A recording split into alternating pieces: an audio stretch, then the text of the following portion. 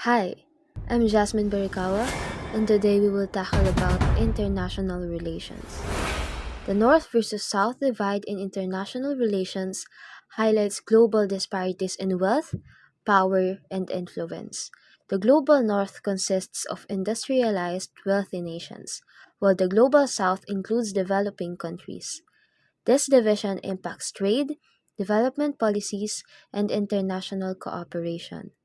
Various IR theories such as realism, liberalism/constructivism, Marxism, and postmodernism offer different perspectives on these inequalities.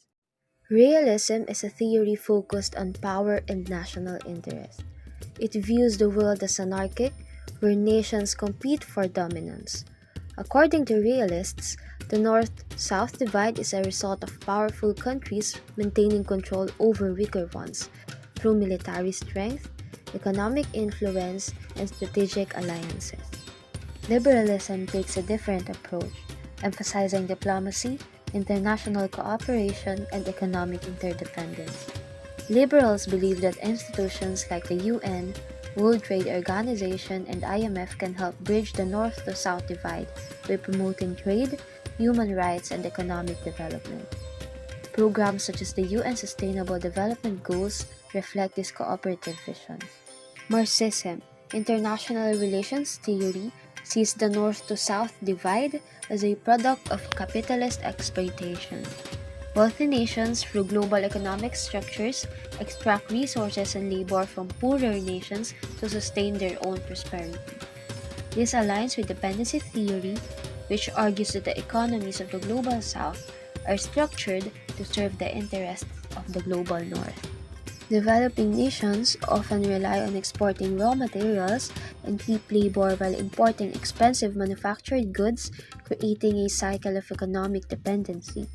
Marxists advocate for systemic changes such as wealth redistribution, nationalizing key industries, and reducing dependence on Western financial institutions.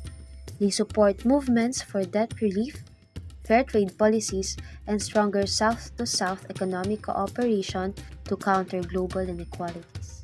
Postmodernist international relations theory challenges mainstream narratives in international relations. It critiques how the global South is often depicted as underdeveloped, unstable, or in need of Western intervention. This portrayal reinforces historical power imbalances and justifies continued dominance by the North. Postmodernists argue that development should not be measured by Western standards alone. Instead, they call for greater recognition of diverse cultural, economic, and political models. They emphasize listening to marginalized voices, incorporating indigenous knowledge, and addressing issues such as environmental injustice, gender inequality, and the lingering effects of colonialism. By questioning dominant narratives, postmodernism offers a critical lens through which to examine the North to South divide. The North to South divide remains a central issue in international relations, affecting trade, security, and global governance. Realists view it as a power struggle, liberals focus on cooperation, Marxists critique economic exploitation, and postmodernists challenge dominant narratives. Understanding these perspectives provides a more comprehensive view of global inequalities and helps shape fairer international policies. By incorporating insights from each theory, policymakers can work toward reducing disparities and fostering more equitable global relations.